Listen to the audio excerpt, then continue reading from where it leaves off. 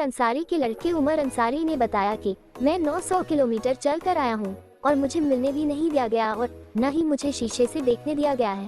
हम कानून के रास्ते अपनी लड़ाई लड़ेंगे और सर्वोच्च न्यायालय जाएंगे और हमें सर्वोच्च न्यायालय पर उम्मीद है और हमें न्यायपालिका पर विश्वास है कि वो हमें न्याय देंगे और मैं फिर कल आऊंगा, मुझे परमिशन मिले और मुझे देखने व मिलने दिया जाए। लेकिन इस सरकार ने मानवता नहीं दिखाई है। वही हमें वायरलेस से सूचना मिली है जिससे हमें बताया गया था कि हम केवल एक ही आदमी को मिलने देंगे, वह चाहे आप मिले या फिर अफजल अंसारी, लेकिन वही हमें नहीं मिलने दिया गया और अफसर अंसारी से मिलने दिया गया है और जो भी होगा वह सभी लोगों के सामने आ जाएगा और मेरी यही कामना है कि यह जल्द ठीक हो जाए। और मैं 25-26 साल के जीवन में मैं 25 साल बिना अपने पिता के रहा हूँ। मैंने पिता के बिना बकरीद की खुशियाँ नहीं देखी और न ही दीपावली अच्छी है और जब आज मैं उनको इस परिस्थिति में देखता हूँ, लेकिन मुझे कष्ट होता है यहाँ तक कि मुझे शीशे से भी देखने नहीं दिया गया है। अब बात हो गई। फिर भी एक बार आपका अच्छा रहेगा। उमर अंसारी जी हमारे साथ हैं। उमर भाई, आप मिले मुख्तार जी से, हम नहीं, कैसी स्थिति है? बिल्कुल गलत बात है, मुझे नहीं मिलने दिया गया, लाउड नहीं, बल्कि जो थोड़ा सा नीचे करिए, फेस देखिए। जो पत्र भेजा गया था उसमें मेरा नाम भी था, अफजाल बाबा का नाम था, लेकिन अफजाल बाबा को सांसद जी को दिया गया, उनको अलाउ किया गया, मुझे अलाउ नहीं किया गया है। तो मैं इस बारे में कुछ नहीं बता मतलब मिलने नहीं दिया गया आपको? मुझे नहीं मिलने दिया गया। मुझसे स्पष्ट रूप से मैं अपनी आईडी और सब फॉर्मल एक लेटर मैंने अपनी तरफ से एप्लीकेशन लिख के दिया, जिसमें उन्होंने कहा कि नहीं आप कल आ जाइए, कल हम देखते हैं, प्रयास करेंगे बनवाने को। उस पर भी हमें गारंटी नहीं है, लेकिन मैं कल फिर आऊँगा, प्रयास करूँगा कि परमिशन मिले और मैं कल मिले। अच्छा, आपको लग क्या रहा है? क्योंकि जैसे आरोप मुख्तार अंसारी लगा रहे थे उसके बाद ये घटना होना। भैया लगना क्या है, अब तो स्पष्ट है, अब तो सब आपके सामने। मेडिकल कॉलेज में वो भर्ती है, ICU में वो एडमिट है।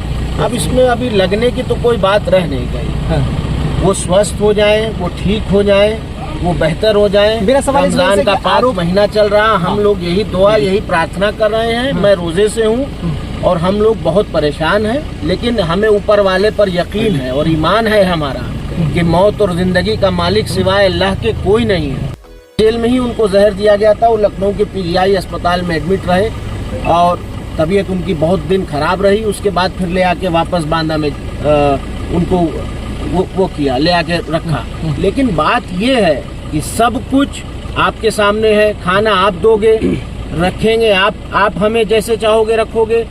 तो जब रक्षक ही भक्षक बन जाएगा तो फिर क्या कहना है? तो फिर तो वो बचाने वाला वही एक जात ऊपर वाला। 3 अफसर सस्पेंड हुए थे, 2 डिप्टी जेलर और 1 जेलर। ये उनकी प्रशासनिक चीज है, उसमें मैं कुछ नहीं कह सकता हूँ। कौन सस्पेंड हो रहा, कौन बहाल हो रहा, कौन ट्रांसफर हो रहा, हम ये चाहते हैं कि वो जुडिशियल कस्टडी में है।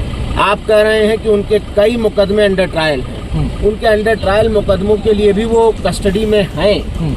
आप अदालत की न्यायिक अभिरक्षा में है, उनकी जान सुरक्षित रहे, वो स्वस्थ रहे, यही हम लोग भी चाहते हैं। और क्या है भाई, ट्रायल करा रहे हैं, आप ट्रायल कराइए, ट्रायल तो हो ही रहा। यहाँ के ट्रीटमेंट से संतुष्ट हैं? कहीं बेहतर? भाई मैंने आपको ये भी रिक्वेस्ट की कि मिलाइए मत साहब, मैं 900 किलोमीटर चल के आया हूँ, रोजा रख के परेशान हूँ, किस मेंटल स्टेटस में हूँ आप समझ सकते हैं। मैं पुत्र हूँ उनका, मुझे ताकने भी नहीं दिया गया शीशे में से कि देख लीजिए अपने पिता। तो ये तो जुल्म। अब क्या इस पे बोला जाए और क्या अभी कुछ कहना और सुनना बचा रह गया है? हम लोग सब्र से हैं, कानून के रास्ते से अपनी लड़ाई लड़ेंगे। माननीय सर्वोच्च न्यायालय में इस मैटर को लेकर जा रहे हैं। माननीय सर्वोच्च न्यायालय देखिए वहाँ से जो आदेश आएगा उसी पे हमें कोर्ट से कहीं और अस्पताल में रेफर करने के लिए उसी पर हमें उम्मीद है। न्यायपालिका पर हमें विश्वास है, न्यायपालिका पर हम अटूट यकीन रखते हैं और हमें यकीन है कि जरूर अदालत से हमें न्याय मिलेगा।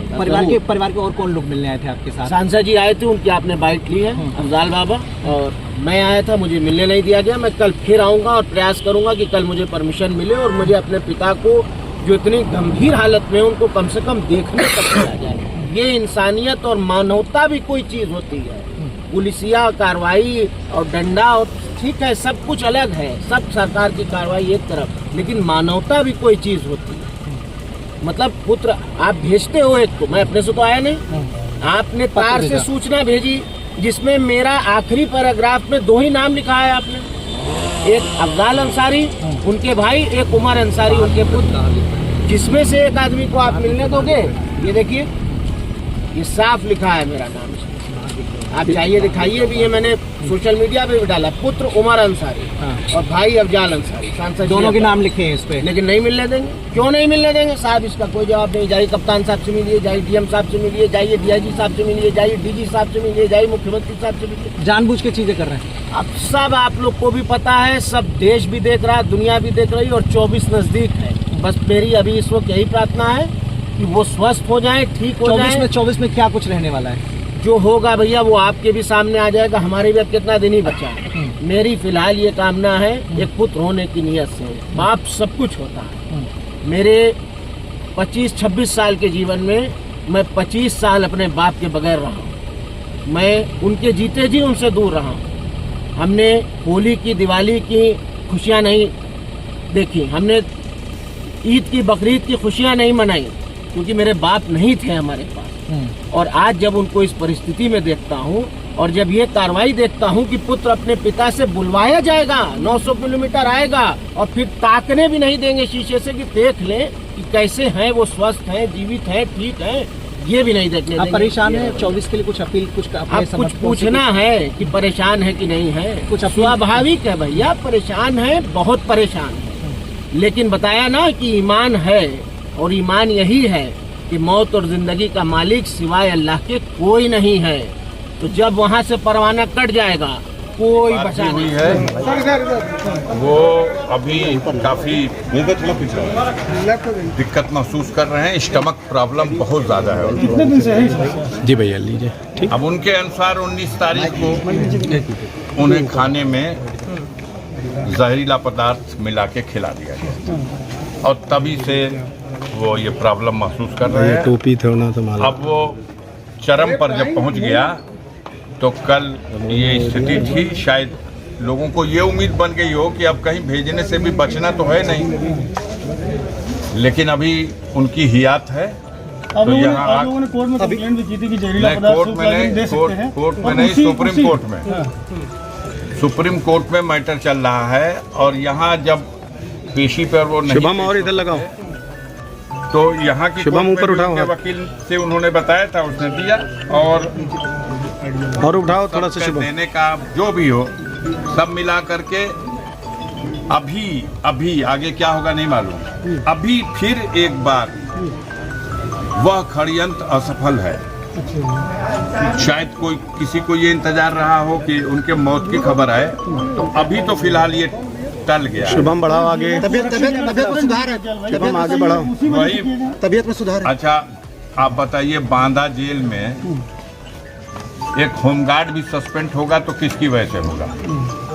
जेलर तो बड़ी चीज है, 2 डिप्टी जेलर उसके साथ, और किस बैरिक के। इसी मेडिकल कॉलेज में इससे पहले भी लगभग 40 दिन पहले इसी तरह का मामला आया था। जो खाना चक करके परोसता था उसको बीमार पड़ा, उसको भी हॉस्पिटलाइज किया गया। एक डिप्टी जेलर भी बुरी तरह से बीमार हुआ, वो भी खाना पकवाने का इंचार्ज था, वो भी मेडिकल कॉलेज तक एडमिट हुआ। नहीं तो क्या इनके साथ अन्य कैदियों के साथ इसका शुभम आगे बढ़ाओ, आगे अंदर आके। प्रदेश की व्यवस्था, कानून व्यवस्था, जेल की व्यवस्था सब हम करते हैं, इसलिए इसके जिम्मेदार हम हैं। आपकी भरोसा है सर, आपको इलाज जो किया कराया जा रहा है उसको भरोसा है? यहाँ पर जो इलाज कराया जा रहा है उसको हमको तो भरोसा ऊपर वाले पे है।